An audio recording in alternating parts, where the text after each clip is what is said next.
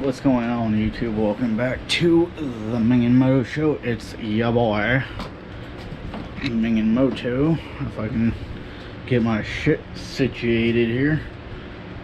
Right. That ain't gonna work. So,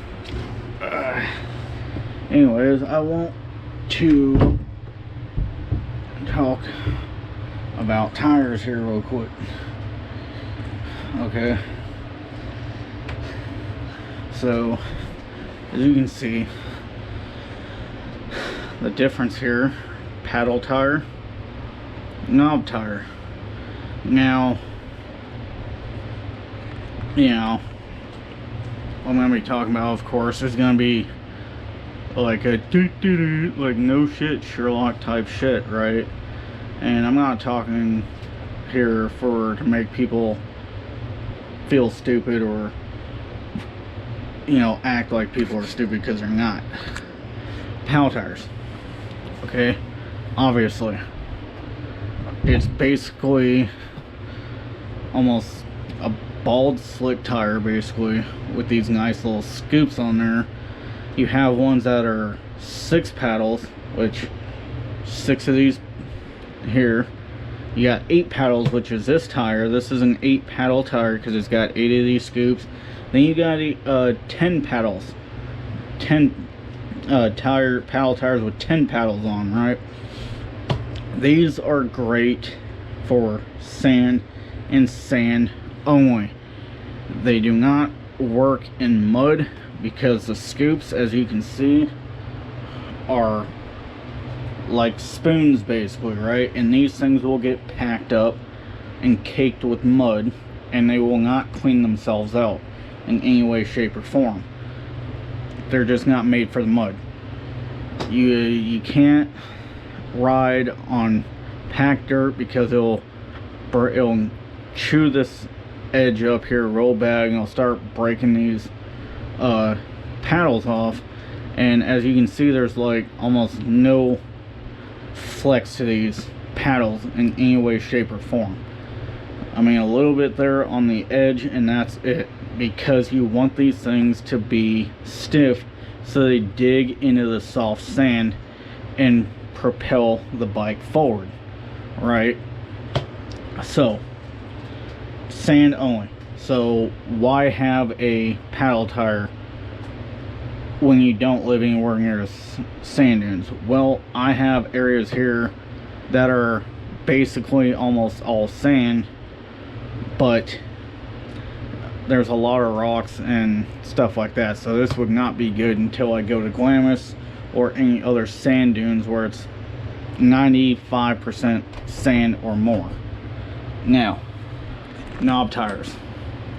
Okay, as you can see, it's got kind of this tire in particular, which is the Kenda Millville 2. The only reason why I bought this tire was because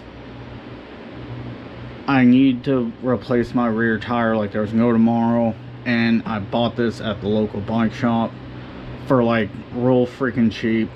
They had no Shinko 525s. They had no Shinko tires at all.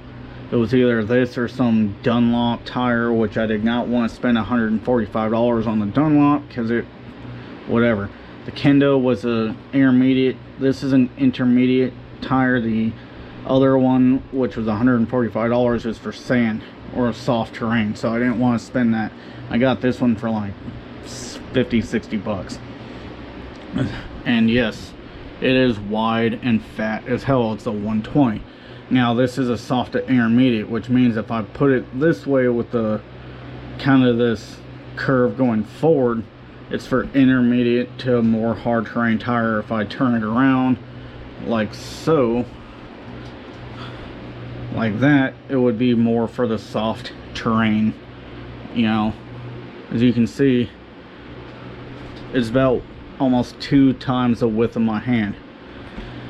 Now, you can run a knobby tire in the sand. I do it all the time, but when you get into that real soft shit like what that's made for, your tire tends to dig into the sand a lot more. So you tend to dig in and bury your bike into the sand a lot more with a knob tire compared to a paddle tire, because a paddle tire is basically a slick, like a drag slick with couple paddles, which floats over the sand. The knob tire likes to dig into the sand, which is no good. So when you're in the loose soft sand, like at the sand dunes in Glamis or wherever, like if you're on, like, it's like riding on the beach, right? Same thing. If you were basically riding on the beach, soft sand, this is just gonna dig into that dirt like there's no tomorrow. This, on the other hand, will not, because if you see the side profile, the center part is a lot taller than the center part is on here. So it's a lot taller, which means it won't dig in as much. You also have paddles which scoop the dirt out, just like it basically, like walking, you know, when you put your feet down and your toes kind of flick the dirt back, that's the exact same thing with these paddles. So this digs, this propels, kind of like a boat propeller in the water compared to, you know, an oar.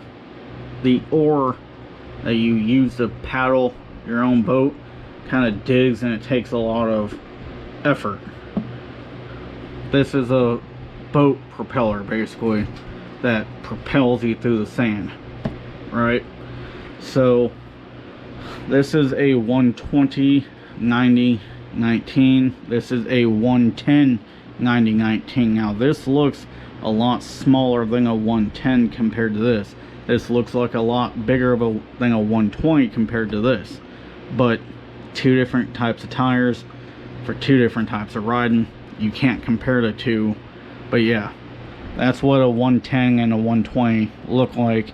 It's what a paddle tire looks like next to a knob tire.